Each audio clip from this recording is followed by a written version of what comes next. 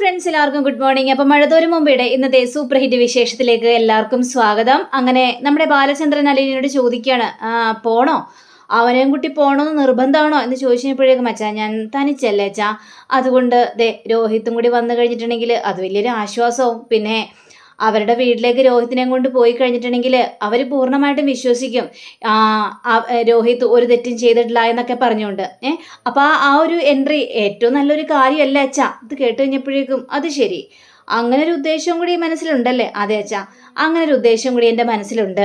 രോഹിത് പൂർണ്ണമായിട്ടും നിരപരാധിയാണെന്ന് അവരുടെ മുന്നിൽ തെളിയിക്കണ്ടേ?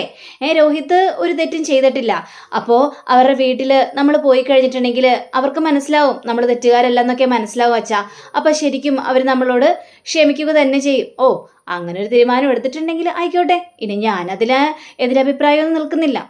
പോണെങ്കിൽ പോകാം. ഇത് കഴിഞ്ഞപ്പോഴേക്കും അച്ഛാ അങ്ങനെ പറയരുത്. അച്ഛൻ പൂർണ്ണ മനസ്സോടു കൂടി തന്നെ രോഹിത്തിനെ എൻ്റെ കൂടെ വിടണം, അത്രേ എൻ്റെ ആഗ്രഹമുള്ളൂ. ശരി, പോയിട്ട് വാ, ഞാൻ കൊണ്ടേ ആക്കണോ? വേണ്ട അച്ഛാ, ഒരു ഓട്ടോറിക്ഷ പിടിച്ച് ഞങ്ങൾ പോയിക്കോളാം. അച്ഛൻ ബുദ്ധിമുട്ടേണ്ട ആവശ്യമൊന്നുമില്ല. പിന്നെ ഇതൊക്കെ എല്ലാം സോൾവ് ആക്കിയിട്ട് വേണം എനിക്ക് ഇവിടെ നിന്ന് പോകാനായിട്ട്. അപ്പോൾ പോകാൻ തീരുമാനിച്ചു അല്ലേ അച്ഛാ? പോയല്ലേ മതിയാവുള്ളൂ അച്ഛാ. കാരണം ഈ കുടുംബത്തിൻ്റെ സന്തോഷത്തിന് വേണ്ടി ഏത് അറ്റം വരെയും പോകാനായിട്ട് ഞാൻ തയ്യാറാണ് അച്ഛാ. അതുകൊണ്ട് ഞാനിപ്പോൾ രോഹിത്തിനെയും കൊണ്ട് വീട്ടിലേക്ക് പോയിട്ട് വരട്ടെ, അതിനുശേഷം ബാക്കിയുള്ളത് സംസാരിക്കാം എന്നും പറഞ്ഞുകൊണ്ട് നമ്മുടെ അലീന പോവുക. അപ്പം അലീന പോയി കഴിഞ്ഞപ്പോഴും ഈ ബാലേന്ദ്രന് ഭയങ്കര ടെൻഷനും സങ്കടവും ഒക്കെ ഇങ്ങനെ കുതിച്ചു വരികയാണ്. അങ്ങനെ നമ്മുടെ അലീനയും അതേപോലെ തന്നെ രോഹിത്തും കൂടി നേരെ ശരണ്യയുടെ വീട്ടിലേക്ക് ചെല്ലുക. അപ്പം ശരണ്യയുടെ വീട്ടിലേക്ക് ചെന്ന് കഴിഞ്ഞപ്പോഴേക്കും അവിടെ അച്ഛൻ നിൽക്കുന്നുണ്ട്. അപ്പം അച്ഛൻ കണ്ടു കഴിഞ്ഞപ്പോഴേക്കും ഇത് ആരാ വന്നിരിക്കുന്നത്, അലീനയോ? അപ്പോൾ രോഹിത്തിനെ തന്നെ ഇങ്ങനെ നോക്കുകയാണ്. അപ്പോൾ രോഹിത്തിനെ തന്നെ നോക്കുന്നത് കണ്ടു കഴിഞ്ഞപ്പോഴേക്കും അലീന പറയാണ്, അച്ഛാ ഇതാണ് രോഹിത്ത് എന്ന്. ഇത് കണ്ടു കഴിഞ്ഞപ്പോഴേക്കും അച്ഛന് ഭയങ്കരമായിട്ടും ദേഷ്യമൊക്കെ വരുന്നുണ്ട്. പക്ഷേ അലീന പറഞ്ഞിരിക്കുന്നത് രോഹിത്ത് നിരപരാധിയാണെന്നാണല്ലോ. അപ്പോൾ കൂടുതലൊന്നും പറയാൻ പാടില്ലെന്ന് അച്ഛനറിയാം. അപ്പോൾ ഈ ശരണ്യയുടെ ആങ്ങളെയും കൂടി ഇറങ്ങി വരിക. അപ്പം ശരണ്യയുടെ ആങ്ങളെ കണ്ടു കഴിഞ്ഞപ്പോഴേക്കും ഭയങ്കരമായിട്ട് അരിശ്യം വരികയാണ്. അവരുടെ രണ്ട് പൊട്ടിക്കാൻ തന്നെയാണ് ശരണ്യയുടെ ആങ്ങൾക്ക് തോന്നുന്നത്. പക്ഷെ ആ ഒരു സിറ്റുവേഷനിലൊന്നും ചെയ്യാൻ പറ്റാത്തൊരവസ്ഥയായിരുന്നു. അപ്പോൾ അമ്മ ഇറങ്ങി വരികയാണ്. അപ്പം അമ്മ ഇറങ്ങി വന്നിട്ട്, ഇത് ആരാ ഇത് വന്നിരിക്കുന്നത്, മക്കളോ, വാ കയറി വാ മക്കളെ എന്ന് പറഞ്ഞുകൊണ്ട് ക്ഷണിച്ചകത്തേക്ക് കയറ്റുകയാണ്. നിങ്ങൾ കയറി വാ, ഇതാരാന്ന് നോക്കി ശരണ്യേ എന്ന് പറഞ്ഞുകൊണ്ട് വിളിക്കുകയാണ്. അപ്പം ശരണ്യ വരികയാണ്. അല്ല, ഇത്രയും പേരെ കണ്ടു, ഒരാളും കൂടി കണ്ടില്ലല്ലോ എന്ന് നമ്മുടെ ചോദിച്ചു കഴിഞ്ഞപ്പോഴേക്കും എടാ ഇങ്ങോട്ട് വാടാ എന്ന് പറഞ്ഞുകൊണ്ട് അപ്പോഴേക്കും വരുന്നു, ഓടിപ്പാഞ്ഞ് വന്നിട്ട് എൻ്റെ പൊന്നടാ നിനക്ക് കണ്ണും കണ്ടൂടെ എന്ന് അമ്മ ചോദിക്കുകയാണ്. അപ്പോൾ നമ്മുടെ നായികയാണെങ്കിൽ ഇതാരാണെന്നറിയാമോ, ഇതാണ് നമ്മുടെ ഓമനക്കുട്ടൻ. ഇവ രണ്ടുപേരെയല്ലേ കണ്ടിട്ടുള്ളൂ രോഹിത്തെ, ഇതാണ് ഏറ്റവും ഇളയ സന്താനം എന്നൊക്കെ പറഞ്ഞുകൊണ്ട് അലീന പരിചയപ്പെടുത്തി കൊടുക്കുകയാണ്. അപ്പോൾ അലീന പരിചയപ്പെടുത്തി കൊടുത്തു കഴിഞ്ഞപ്പോഴേക്കും ഇതാണ് രോഹിത്ത് എന്ന് പറഞ്ഞുകൊണ്ട് എല്ലാവരും പറയുകയാണ്. അപ്പോൾ രോഹിത്തിനോട് പറയുകയാണ് ഇതാണ് അച്ഛൻ എന്ന് പറഞ്ഞിട്ട് പരിചയപ്പെടുത്തി കൊടുക്കുകയാണ്. പക്ഷെ രോഹിത്ത് ആണെങ്കിൽ പേടിച്ച് വരച്ച് വല്ലാത്തൊരവസ്ഥ നിൽക്കുകയാണ്. അങ്ങനെ രോഹിത്ത് നമ്മുടെ ശരണ്യയെ കണ്ടു കഴിഞ്ഞപ്പോഴേക്കും, ശരണ്യ എന്നോട് ക്ഷമിക്കണം, ശരണ്യയോട് മാത്രമല്ല ഈ കുടുംബം മുഴുവനും എന്നോട് ക്ഷമിക്കണം. ഞാൻ അറിഞ്ഞുകൊണ്ടൊന്നുമല്ല, ആ ഗ്യാങ്ങിൽ ഞാൻ പെട്ടുപോയതാണ്. പക്ഷേ എന്നാലും ആ ഗ്യാങ്ങിൽ ഞാൻ ഉണ്ടായിരുന്നല്ലോ, ഞാനൊരു തെറ്റും ചെയ്തിട്ടില്ല. എന്നാൽ കൂടിയും നിങ്ങളെല്ലാവരും എന്നോട് ക്ഷമിക്കണം.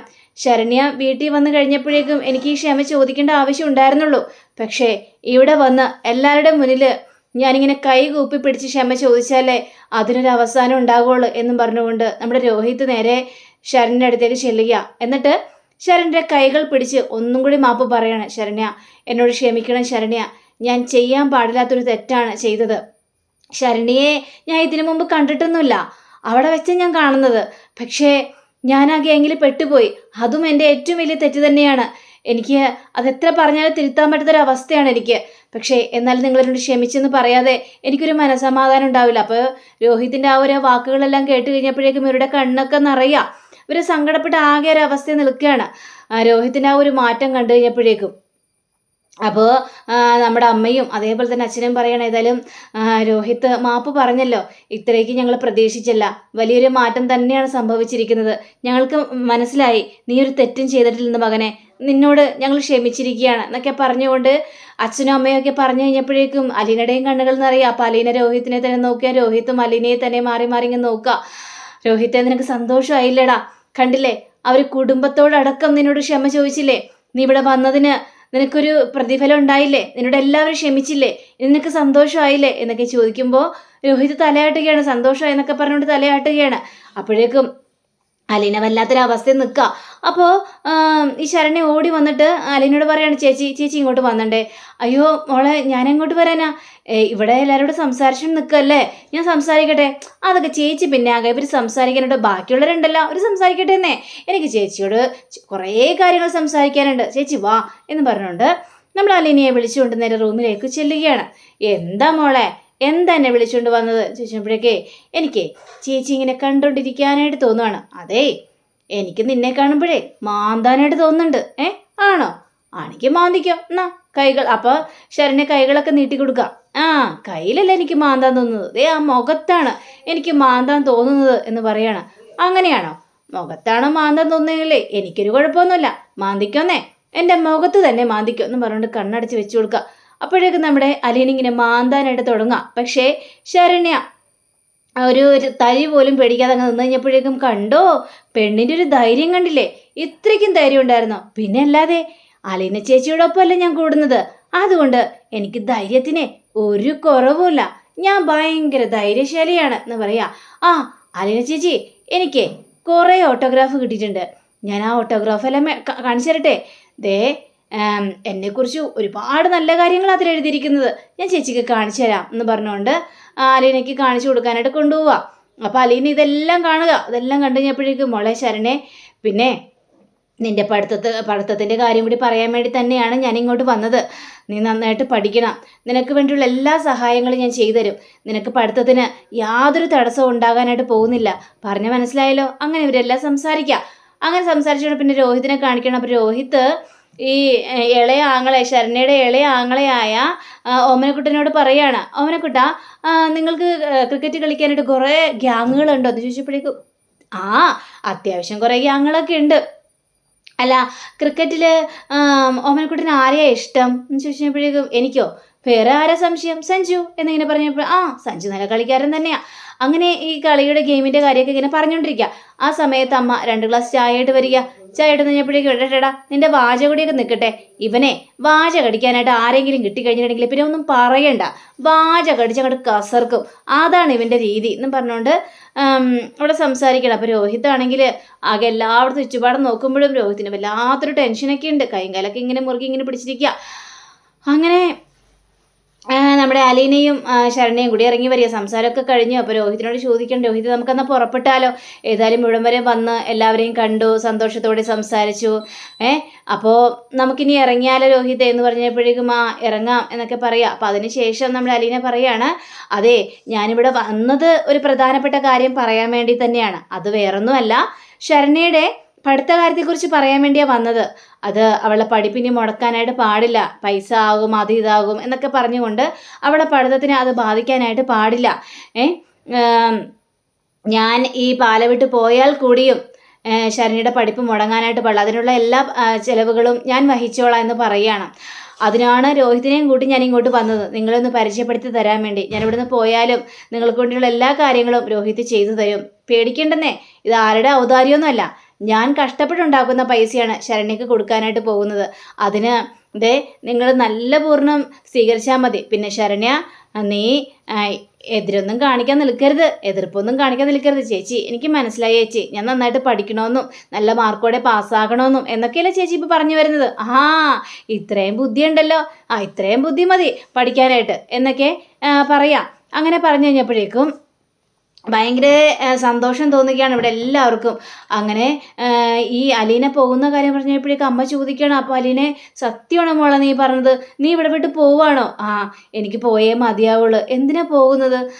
അതെന്താ, അവിടെ വല്ല പ്രശ്നമുണ്ടോ എന്ന് ചോദിച്ചപ്പോഴേക്കും, ഇതൊക്കെ എൻ്റെ പേഴ്സണൽ കാര്യമാണ്, എനിക്ക് ചെയ്തു തീർക്കാനായിട്ട് എൻ്റെ പേഴ്സണലായിട്ട് ചില കാര്യങ്ങളൊക്കെ ഉണ്ട്, അതൊക്കെ ചെയ്ത് തീർക്കണം, അതിനിവിടെ നിന്ന് പോയേ മതിയാവുള്ളൂ എന്ന് അലീന പറയാ. അപ്പോൾ ശരണ്യ പറയണ, ചേച്ചി പോവണ്ട ചേച്ചി, ചേച്ചിക്ക് ഇവിടെ നിന്നാൽ പോരെ, ഇവിടെ നിന്നുകൊണ്ട് ചേച്ചിയുടെ കാര്യങ്ങളെല്ലാം തീർക്കാലോ. പറ്റില്ല മോളെ, ഇവിടെ നിന്നാലും അങ്ങനെ ചെയ്തു തീർക്കാനൊന്നും പറ്റാത്ത കാര്യമാണ്. അല്ല, ഇവിടുന്ന് പോയി കഴിഞ്ഞാൽ ചേച്ചി എങ്ങോട്ടാണ് പോകുന്നത്? എങ്ങോട്ടാണ് പോകുന്നതെന്ന് അറിയില്ല, ഒരു ജോലി കണ്ടെത്തണം, ജോലി കണ്ടെത്തിയതിന് ശേഷമേ എനിക്ക് ഇവിടുന്ന് പോകാനായിട്ട് സാധിക്കുള്ളൂ. എത്രയും പെട്ടെന്ന് കണ്ടതെന്ന് തന്നെയാണ് എൻ്റെ വിശ്വാസം. എല്ലാവരും അന്തിച്ച് നിൽക്കുകയാണ്. അപ്പം അച്ഛൻ്റെ അവരിത് കണ്ടു കഴിഞ്ഞപ്പോഴേക്കും അച്ഛാ എന്താ അച്ഛാ സങ്കടമായോ ഞാൻ പറയുന്നത് കേട്ടിട്ട്? ഇപ്പം ടെൻഷനാവുന്നാവണ്ട. ഞാൻ എവിടെ പോയാലും ശരണ്യ നിന്നെ വിളിക്കും, എന്നും ഞാൻ വിളിക്കും. മാസത്തിൽ ഒരു തവണയെങ്കിലും നിന്നെ ഞാൻ കാണാൻ വരും ശരണ്യ.